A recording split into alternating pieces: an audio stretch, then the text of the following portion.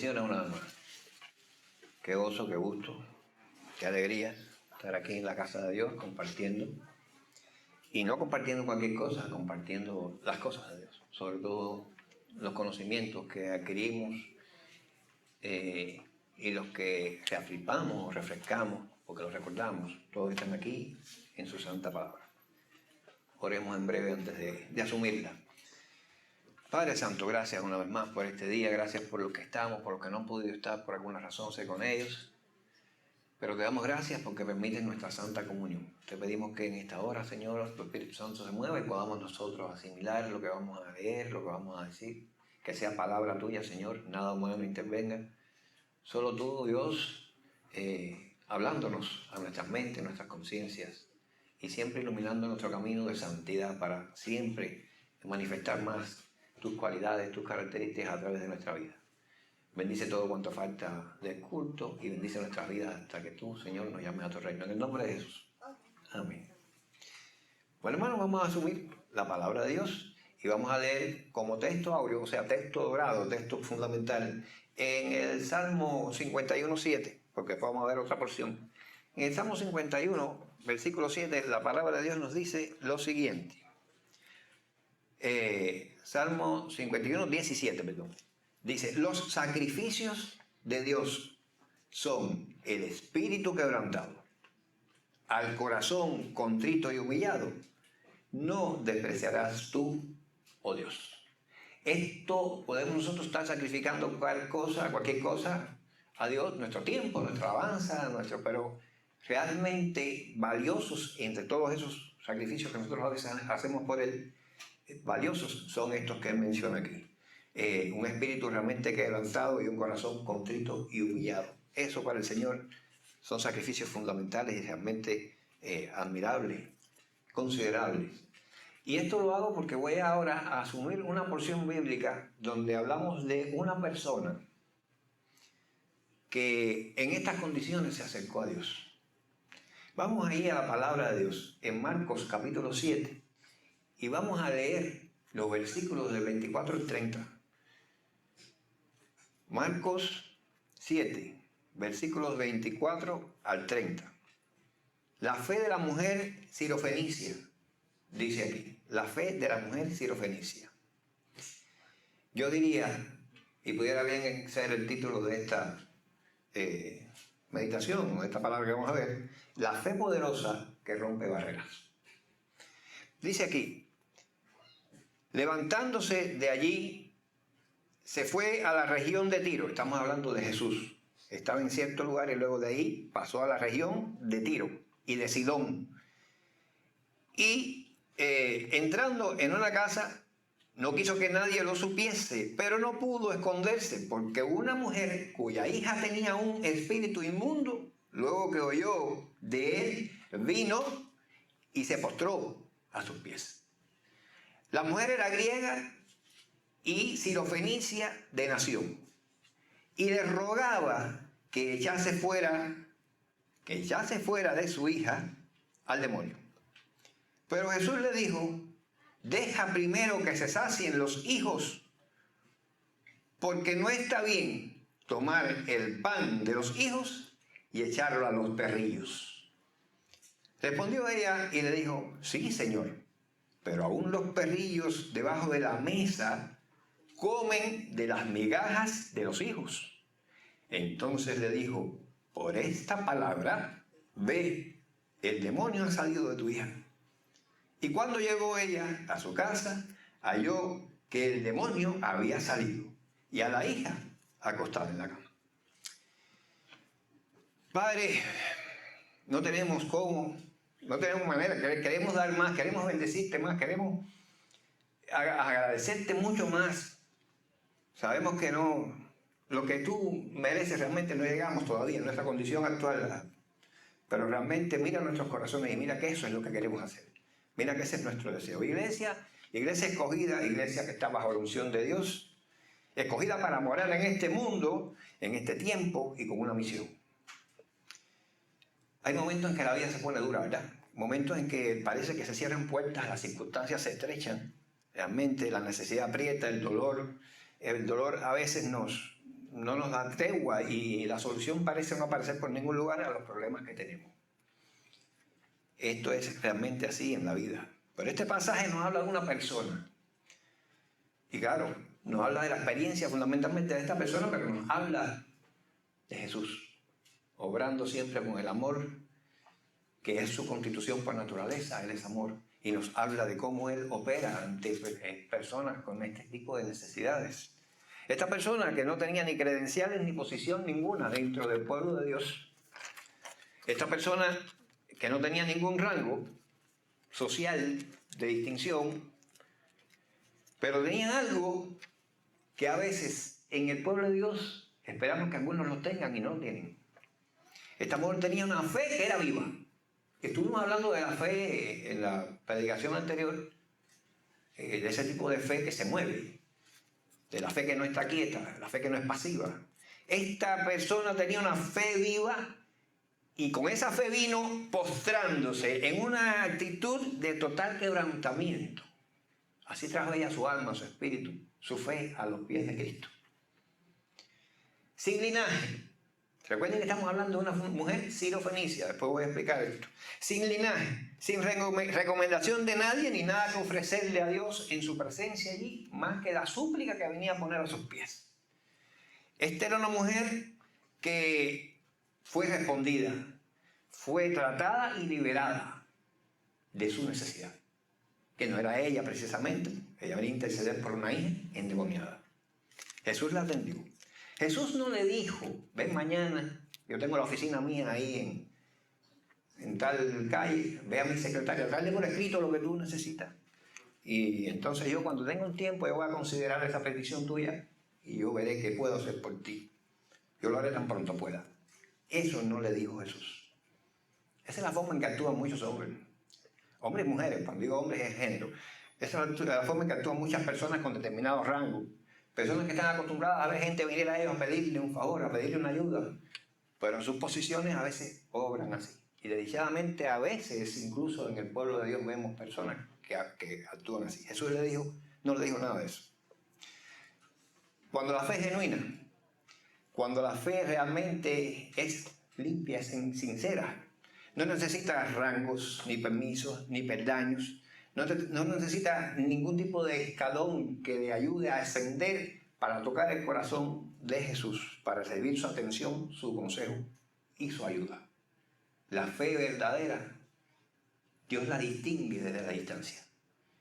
La fe verdadera, Dios la estima y la toma muy en cuenta. No hay que venir con ningún tipo de nada que nos presente.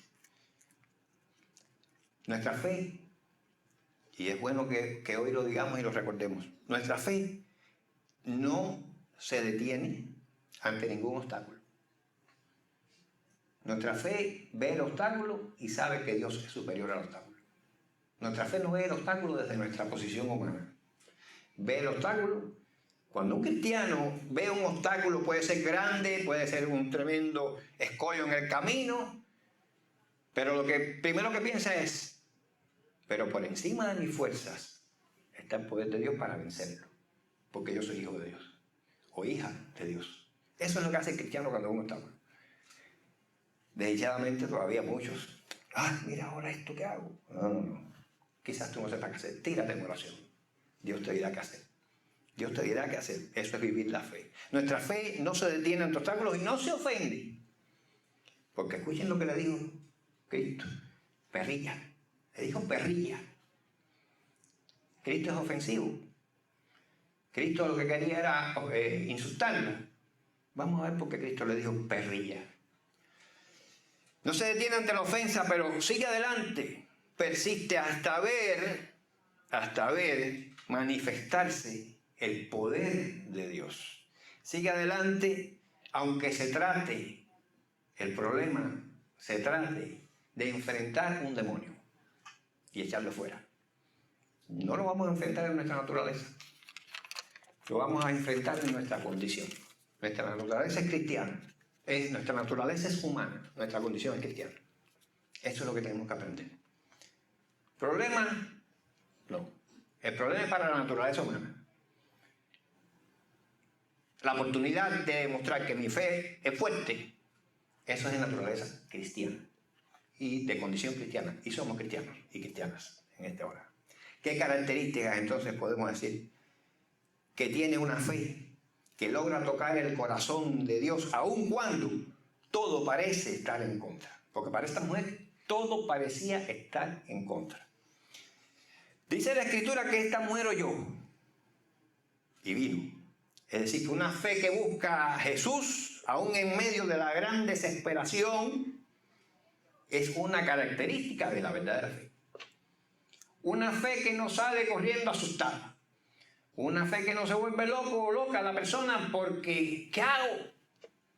A donde sale corriendo es a los pies de Cristo. Es lo primero. El diablo no puede a nosotros asustarnos con nada que nos ponga delante. Como único que puede asustarnos es si lo recibimos, si recibimos lo que está sucediendo en lo humano. Pero somos cristianos, muchos somos cristianos de mucho tiempo. El problema que se me presenta delante, lo que dicen que es problema, yo lo voy a recibir en mi condición de fe de cristiano. Y entonces voy a recibirlo sabiendo que mi Dios es superior a ese problema. Así, en esa óptica, esta mujer vino, oyó y vino. A ella nadie le invitó. Ella se creía hasta sin derecho, porque no era israelita, no era de los hijos, era sirofenicia, era cananea, como se le dice en el Evangelio de Mateo. En el Evangelio de Mateo se le dice a la mujer cananea. Y ahora después les voy a decir por qué dice Marco que es sirofenicia y por qué dice Mateo que cananea, cuando habla de la misma mujer. Ella oyó y vino. Nada más que de oír, dijo, yo tengo que ir porque ahí está la solución del problema que yo tengo. Oyó y vino, tomó acción, se movió enseguida. Parecía no tener derecho. Parecía no tener garantía, parecía no tener de garantía ninguna esta mujer de que la atendieran. ¿Y qué hizo que ella se moviera a pesar de todas estas cosas a buscar a Cristo? ¿Qué fue lo que hizo que ella hiciera? Bueno, porque ella comprendió una cosa fundamental. Una cosa fundamental. Y este es un principio teológico que vamos a ver hoy. Lo que voy a mencionarles hoy, comprendió una cosa fundamental. Ella decidió actuar y con respecto a eso que comprendió, ella vino. Ella no se conformó con ir a alguien que estuviera cerca o alguien que supiera y le explicara. Ella tuvo que trasladarse, sirofenicia era, se trasladó de su zona donde vivía y fue a buscar a Jesús. Fue a buscar la fuente. Nosotros a veces andamos por las ramas, porque me queda más cerca, porque es a quien conozco. No. Si yo puedo hacer un esfuerzo, ir a los pies de Jesús, ahí no va a haber fallo. Ni Alberto, ni Pedro, ni Juan, ni María, ni Lucas, ni nadie que yo pueda mencionar. Si yo puedo con un esfuercito llegar a los pies de Jesús, ahí no hay fallo. A veces la forma en que nos desvía a nosotros el enemigo de llegar a Cristo es poniéndonos facilidades. Si aquí llego más rápido, si aquí lo resuelvo mejor. Y nos vamos con el primer lanzamiento y somos out. Ella comprendió una cosa grande y fue a buscar la fuente de los milagros. Comprendió que tenía necesidad. Y ese es el principio teológico. Mientras a una persona que uno le va a hablar de la palabra de Dios, uno no logre persuadir a esa persona que lo necesita, sea quien sea la persona, es difícil que esa persona se mueva a buscar. El ser humano debe entender que necesita a Dios, sea quien sea, esté donde esté, tenga lo que tenga y haga lo que haga. El ser humano necesita a Dios, pero las personas hay que convencerlas de que tienen esa necesidad para que por sí mismas busquen, se muevan, actúen. Esa mujer vino a Jesús, no esperó que Jesús pasara por allí si algún día pasaba, ni fue a buscar a alguien que le hablara de Jesús, o que hiciera lo que Jesús hace, porque aquel sana, porque aquel predica bien, o aquel ora, no, fue a la fuente. Se esforzó y fue a la fuente. Caminó la distancia que tenía que caminar y fue a la fuente. Y esto nos da una lección práctica y poderosa. La fe, ya hablamos de ello, no es contemplativa. La fe no es contemplativa, no se queda llorando en su necesidad, no se queda llorando en su padecer. La fe real se levanta y actúa. La fe real no espera. La fe real se mueve y va a por el milagro. No a aquel que hace milagro. No a aquella, ni al otro, ni al de más allá, ni este que está el título. Va a la fuente de los milagros. Si puede, va a la fuente de los milagros. Va al pie de los milagros. En definitiva, los milagros no los hace ningún hombre ni ninguna mujer. Los milagros los hace Cristo. Quizás los hace a través de personas que han entregado su vida a Él. Pero es quien lo hace, no es ninguna persona. Ningún predicador, ningún evangelista, ningún pastor se puede dar de milagroso. El milagro no lo hace ninguna persona. El milagro lo hace Cristo. A través de su siervo y sierva, pero es Cristo. Es milagroso, el único que hace un milagro es Cristo. Y a los pies de Cristo no hay falla. Porque el corazón de los hombres es engañoso a veces. Y las cosas a veces pueden ser nada más que apariencia. Pero en Cristo no hay engaño. Y esa es la fuente de los milagros. Ella fue. Venzamos obstáculos, hermanos, en nuestras vidas. Hagamos nuestro esfuerzo y acerquémonos a la verdad. Aquí está la fuente de la verdad. Aquí está todo. No hay que ir a más ningún lugar. Este libro habla de Cristo desde la primera página hasta la última. Cristo es el protagonista de todo lo que es. El hacedor de los milagros, la fuente de los milagros. Ella se movió a Cristo y no se quedó en su necesidad frustrada. Y es triste decir, hoy en día en el mundo entero es mínima la cantidad de personas que todavía no conocen nada de Dios. Generalmente la mayoría del mundo, por los medios y por la predicación, ya conoce de Dios. Y también es triste decir que de esa gran mayoría que ya conocen de Dios, es mínima la cantidad que viene. Tenemos una responsabilidad. Estamos aquí para hacer cultos bonitos, pero también para expandir el mensaje de salvación, el mensaje de sanidad, el mensaje de amor verdadero que está aquí, en Cristo. Es lastimoso decir esto así, pero hay un principio. Esto se trata de principios, de claves, de llaves bíblicas. Hay un principio teológico fundamental aquí. Y es ese. Que las personas cuando conocen la necesidad es cuando realmente se mueven. No hay que empujarla. Cuando se dan cuenta que lo necesitan, no hay que... No. Por sí mismas reaccionan y buscan.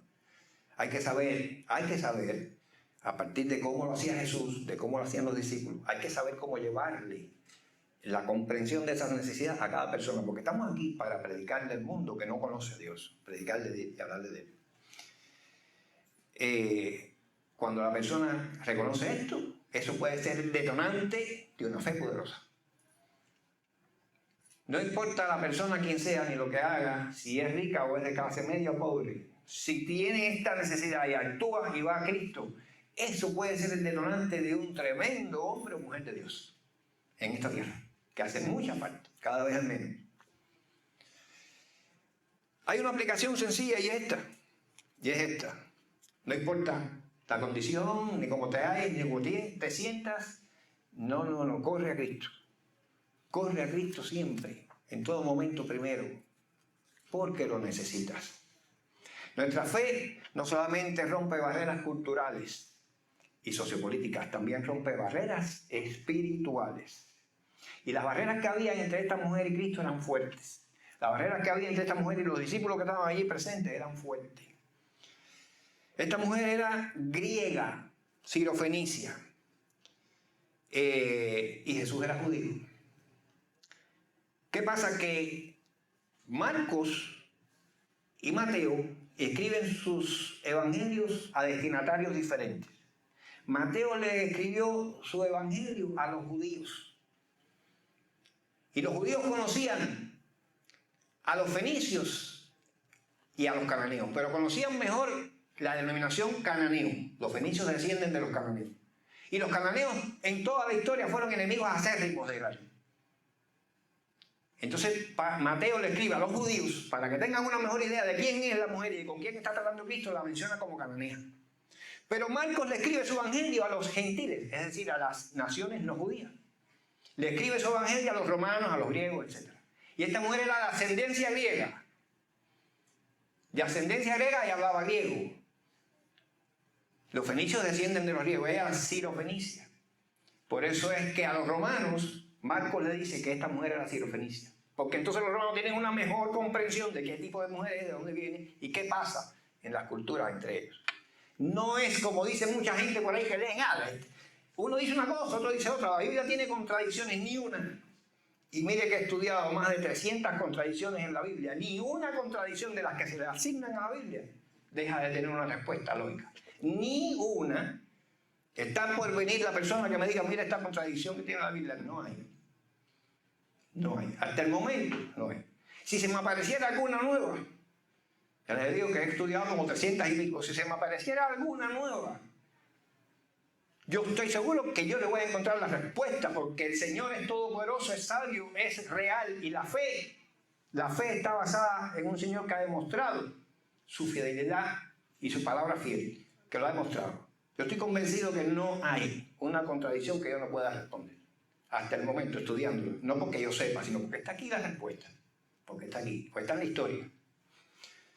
Y esto es una de las contradicciones que hay. Si miras, los evangelios se contradicen. Mira, este dice que era cananea, este dice que era sirofenicia la mujer. ¿Viste que no? Usted lo que es un inestudioso, por no decirle otra cosa. Estudie y hable después. Entonces, es por esto que uno le dice cananea y el otro le dice sirofenicia. Estas barreras de tipo histórico, de tipo racial y religiosas, las vamos a tener en nuestra vida. Aquí están ahora mismo. Ese menosprecio a etnias y a tipos de personas por el color, por el idioma, por el origen, es que es más, no es que existe, es que está aumentando. La Biblia va en contra de todo eso. Dios creó a hombres y mujeres. Dios creó a todo ser humano y Él ama su creación. El Señor ama su creación. Hay una cosa en la que yo quiero que presten atención, iglesias, porque esta es una enseñanza que tiene este pasaje. Y es que hay una razón importante que ya he mencionado antes, pero la quiero recalcar. Ustedes me disculpan que yo sea enfático en cosas que haya dicho, pero es que son cosas que deben estar aprendidas, sabidas, para poner en práctica. Aprendidas y aquí para poner en práctica. Y esta cosa es importante. Y es que la fe verdadera no respeta limitaciones ni muros. Si esta razón que yo les voy a decir existe, entonces la fe no respeta ni limitaciones ni muros. Esa razón, si está ahí, la fe va a lograr su objetivo. Y la razón es que haya, con respecto a esa situación, una promesa explícita aquí. Si Dios prometió tal cosa va a suceder, aunque a usted no le parezca que lo que está pasando va a tener ese final o esa solución. Va a tenerlo en algún momento, tarde o temprano, porque hay una promesa hecha por Dios sobre eso aquí. En esto se basa esta persona cuando llega a donde está Cristo. Cristo le habla en términos de prioridad. Primero los hijos. La mujer capta el mensaje. Y aquí hay una cosa clave. La mujer discierne. Primero los hijos. Pero hay mesa para banquete. Si hay mesa para banquete, hay mucha comida. Y si hay mucha comida, siempre queda algo para los demás. Y entonces no le dice, dame comida. Le dice, dame migajas. Aceptó, pedía más parrilla, perfecto. Ahí está aplicando el principio que vimos anteriormente. No se ofendió. Pasó por alto la ofensa y le abrió puertas a la gracia. Le dijo, aceptó, con su respuesta aceptó. Está bien, soy una perrilla. Le dice, hay abundancia y si hay abundancia, algo alcanza para otros. Es posible que esta mujer no conociera esa promesa que existía ya hecha por Dios, posiblemente no la conociera. Pero Dios sí la conoce y no deja ninguna promesa que haya hecho sin cumplimiento. Y la promesa está en Génesis 12:23, donde le dice a Abraham, en ti serán benditas todas las naciones de la tierra. Aunque la mujer no conociera que esta promesa existía aquí, aunque no la conociera, Cristo sí la conocía.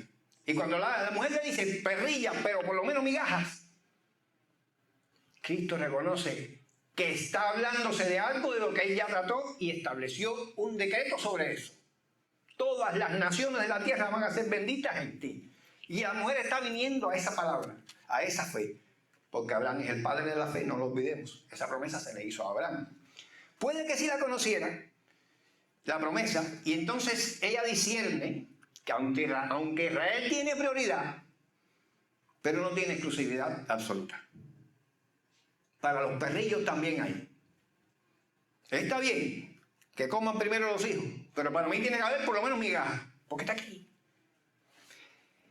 Una fe verdadera, hermanos, no se somete a sistemas humanos, sino al poder del reino.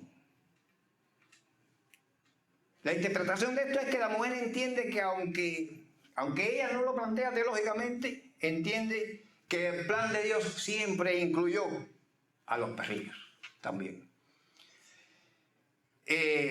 Perrillos es el término ofensivo que usaban los judíos para referirse a las naciones no judías. Les decían perrillos. Pero había una promesa que los incluía, a los perrillos. Y esa promesa Dios la tiene que cumplir. La cumple. Él no incumple promesa. El principio aquí es que hay promesas. Este es un principio. Ahora grábense este principio. Hay promesas que no parecen para ti. Pero la fe te incluye allí donde la religiosidad te excluye. Por religiosidad pudiera alguien decir, no, tú no tienes aquí derecho porque esto es para los israelitas. Eso es religiosidad.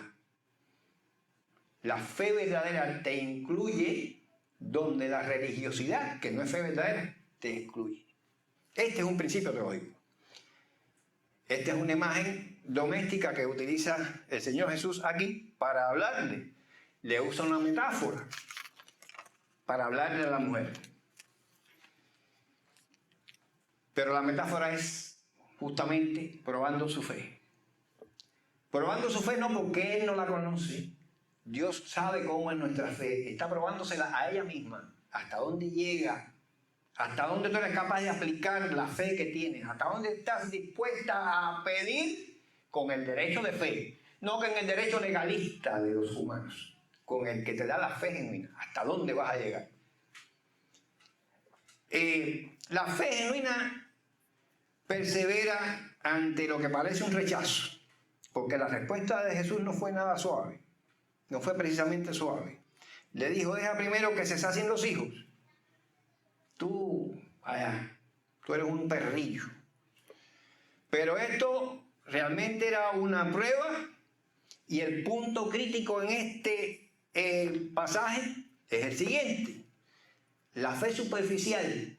Cuando nosotros vamos a tratar con algunas personas, si vamos con fe superficial y esa persona nos dice algo que pueda parecer ofensivo, enseguida nos resentimos. Enseguida, este se cree, déjame dejarlo, no voy a tratar más con él. Si lo que es un pedante, no es educado, es un grosero o grosera, la dejo ahí. La fe no se ofende. Cuando uno va a tratar sobre temas de fe con otras personas, a veces nos pueden tirar ofensas.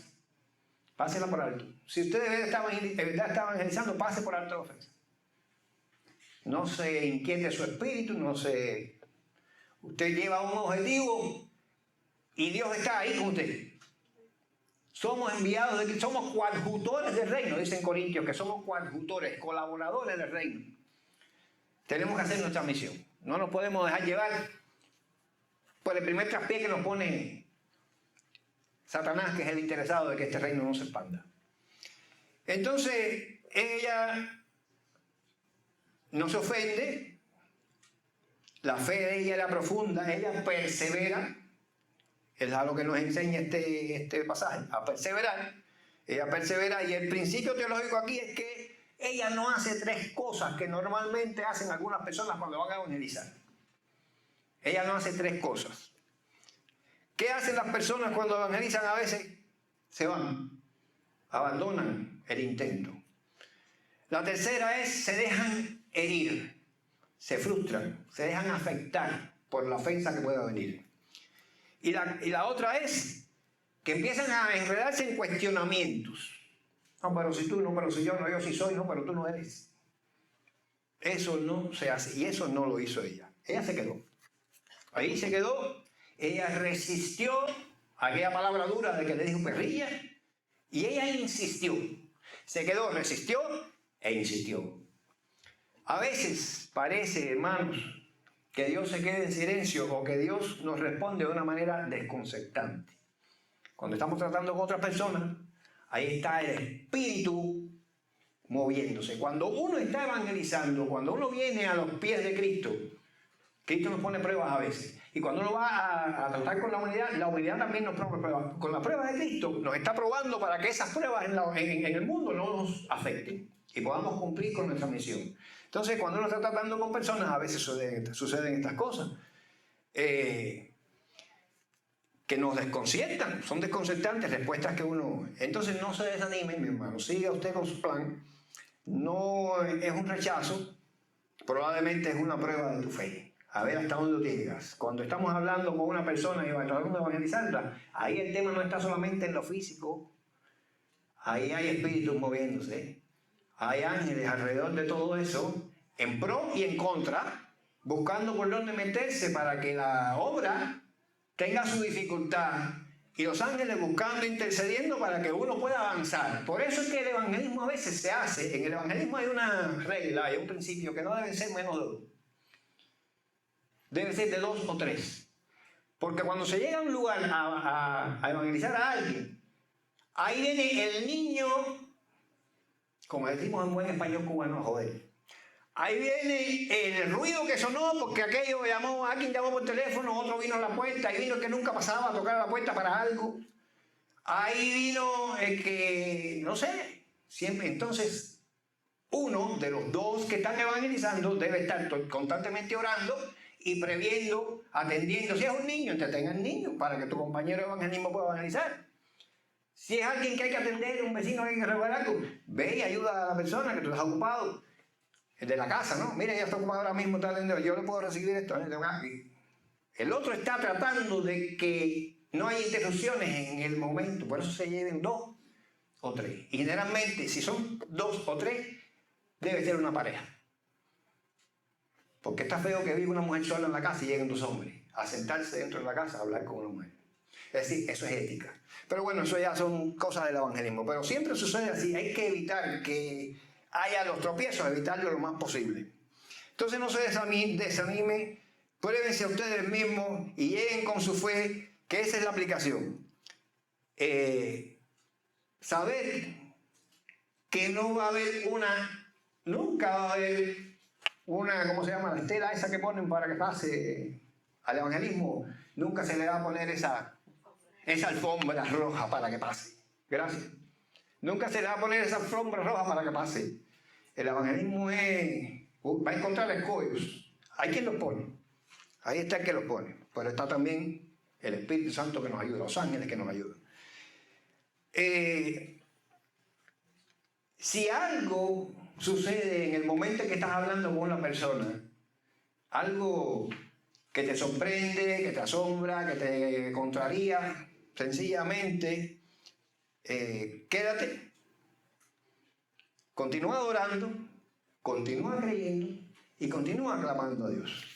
Él ha dicho que estará con nosotros hasta el final de los tiempos. Y eso es palabra real. Nuestra fe es humilde y nuestra fe se somete a esos procesos. Se somete, pero no se rinde. La mujer responde, sí, Señor, pero aún los perrillos. Aquí es donde parece que conocía esa promesa. Y si no la conocía, pues venía con una fe iluminada y se lo dijo, pero aún los perrillos. Esto es una respuesta grande. La mujer no discutió. ¿Por qué me vas a decir perrillo a mí? No te acepto que me digas. No, la mujer no entró en discusión. No hubo discusión. Ella se alineó con lo que Dios le está diciendo. Ok, perrillo, ok. Pero ella encontró un espacio para que la gracia funcionara. Y aquí abran bien los ojos. Estos son también principios teológicos. La gracia de Dios no es legalista. La gracia de Dios no es legalista. La fe real entiende y aplica que la gracia tiene la fuente de la gracia está en el justo amor de Dios, no en la prejuiciada justicia humana. La justicia humana puede establecer tal cosa, pero el justo amor de Dios va por encima de esas cosas que los humanos establecen. Entonces,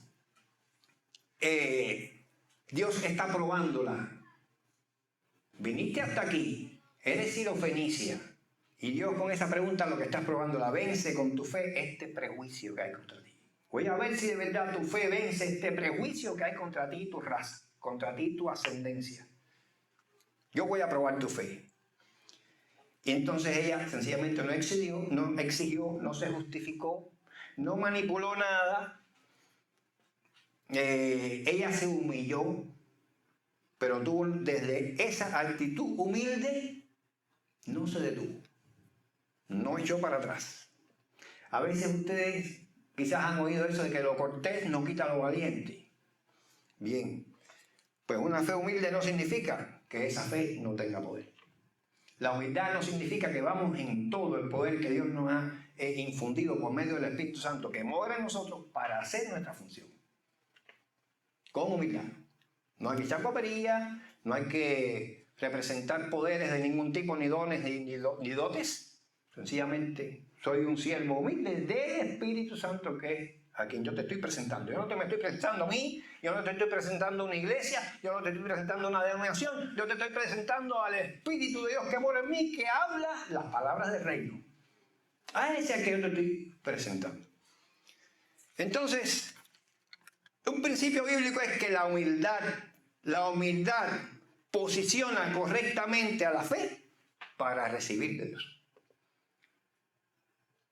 La humildad del siervo de Dios es la que posiciona en el lugar que va a su fe para entonces recibir de Dios. Eso es un principio bíblico. ¿Cómo lo aplicamos? Sencillo. No necesitas ni orgullo, ni credenciales, ni ningún tipo para recibir de Dios. No necesitas recomendación ni linaje. Ni pensar que hay ningún derecho establecido por la humanidad, ningún derecho establecido por la humanidad te impide disfrutar de los derechos que Dios le da a sus hijos. Nada de eso, ni gobierno, ni política, nada de eso te puede impedir. Le impide a nadie que se acerque a Jesús y que Jesús le responda en su necesidad. Y entonces ya a partir de ahí, entonces lo que haya que cambiar, se cambia. Pero cualquier persona, donde quiera que esté, sea quien sea, si decide venir a los pies de Cristo, que no se pare por ninguna traba de este tipo. Me estoy demorando mucho. Están mirando el reloj. Ok, dame 10 minutos. Dame 10 minutos. Dice aquí que al corazón verdaderamente contrito y humillado, al alma verdaderamente rendida, al espíritu verdaderamente rendido a los pies de Cristo, Él los atiende. Lo demás es invento de los hombres. Lo demás es invento de los hombres. Categorías y denominaciones y... No. Ya estoy terminando realmente. La fe cristiana rompe barreras. ¿Saben por qué rompe barreras la fe cristiana? Porque desata milagros a la distancia. Desata milagros a la distancia. Jesús le dijo, por esta palabra, ve. El demonio ha salido de tu hija. Es decir, la persona con el problema real, que era la hija de la mujer, estaba allí. ¿Quién sabe dónde estaba? La mujer estaba por allá, por Siria. Ve que ya eso se resolvió. No había un culto de multitudes alabando, no había un predicador milagroso haciendo milagros, poniendo las manos delante, no había nada de eso. Pues gloria a Dios si eso se da. Gloria a Dios. Y si es real y si no es un espectáculo, como los hay muchos. Pero ahí no había nada espectacular. Había una mujer con una fe genuina, sencilla, sincera, reclamando algo que es una promesa. Que la supiera o no, ella o no, que existía, eso es otra cosa. Pero Cristo sí sabía que existía. Iba a recibir de Dios. No hubo presencia física de Dios en el lugar. No hubo imposición de manos, ni hubo multitud espectacular. El milagro se hizo. Lo único que se necesitó y que sí hubo fue fe verdadera, fue limpia y muy importante, fe puesta en acción. Fe puesta en acción. La fe camina, la fe trabaja, la fe actúa, la fe se mueve, la fe no espera. Lo he dicho otras veces, lo repito hoy. La gente de fe hace que el milagro pase. No espera que el milagro pase. Eso es importante. Este tipo de fe es poderosa porque trasciende espacio, tiempo y circunstancias. Rompe barreras dimensionales, cosa que muchas religiones por ahí que se... Umbanda, Quimbisa, Brillumba, Candomblé, Regla de Ocha y todo lo que ustedes quieran mencionar, que mira lo que hizo, mira lo que hizo. No puede hacer lo que hace la fe de Jesucristo. La fe de Jesucristo rompe barreras dimensionales, quiere decir espacio, tiempo y circunstancias, y no necesita el Señor estar presente. Lo que necesita que haya presente es un siervo o una sierva de Dios con realmente el Espíritu Santo de Dios amorando en él, que es el que hace las cosas que suceden. La aplicación para la vida, porque hay 3 niveles, y esto se lo dejo porque quizás algún día más adelante podamos estudiar esto. Hay 3 niveles en el que los milagros se dan. Se dan en el nivel ambiental. Si asciende de complejidad la situación para que el milagro se dé, entonces el milagro se da en el nivel de la atmósfera. Y si todavía el problema es más complejo, el milagro se da en el nivel dimensional. Los milagros se dan en 3 niveles: ambiental, atmosférico y dimensional. Un siervo de Dios sencillo, sin ser nada ni nadie en una iglesia más que un miembro simple, si lleva al Espíritu Santo con él, el Dios con un tremendo placer puede hacer el milagro. Cuando la fe es genuina, obra aunque no sientas, aunque no oigas y aunque no veas. Por tanto, ora con fe. Arrodíllate a los pies de Cristo. Ora con fe. Aunque no veas los cambios inmediatamente, tú tienes que saber y debes creer y estar convencido y convencida de que Dios está orando desde lo invisible. Conclusión y resumen aplicativo. La fe de esta mujer no la acreditaba en ningún conocimiento, no era fundamentada en teología profunda, pero era poderosa en convicción. Ella estaba convencida de que Cristo iba a solucionar su problema. Sus acciones son la esencia de esta lección y de esta victoria espiritual que ella obtuvo y que está a la mano para cualquiera de nosotros si obramos con fe. Buscó la fuente auténtica, no se fue por las ramas. Rompió las barreras porque se humilló, perseveró y recibió lo que pedía de Jesús. Entonces, Dios nos reúne aquí cada domingo, Iglesia Bautista Emmanuel, Iglesia de Dios, porque ustedes, nosotros, somos el pueblo que Dios está buscando para que tenga, para que viva y para que comunique este mensaje. Por eso nos reunimos aquí cada domingo para alabarle, para adorarle y para estudiar su poderosa palabra. Que no es un estudio de una palabra que es fácil o cómoda de transmitir y de vivir. No es dogmática y no es religiosidad. El punto clave aquí es que rompe barreras y conquista en el espíritu, porque clama a ese espíritu, se entrega a ese espíritu y le rinde honra, honor a ese espíritu, que es el espíritu de poder. Y he pronunciado tantas veces la palabra poder, porque sencillamente en sus Biblias está, no es una cosa mía ni de ningún predicador ni pastor, en la Biblia está, porque el reino de Dios no consiste en palabras, sino en poder. Primero a los Corintios 4:20. Yo puedo hablar mucho, puede hablar cualquiera mucho, pero la palabra tiene que demostrar que suceden las cosas que el poder de Dios quiere que sucedan. Dios ha puesto en su corazón romper barreras en respuesta a nuestra fe, con tal que nuestro corazón se presente ante Él contrito y humillado. Que Dios continúe bendiciendo.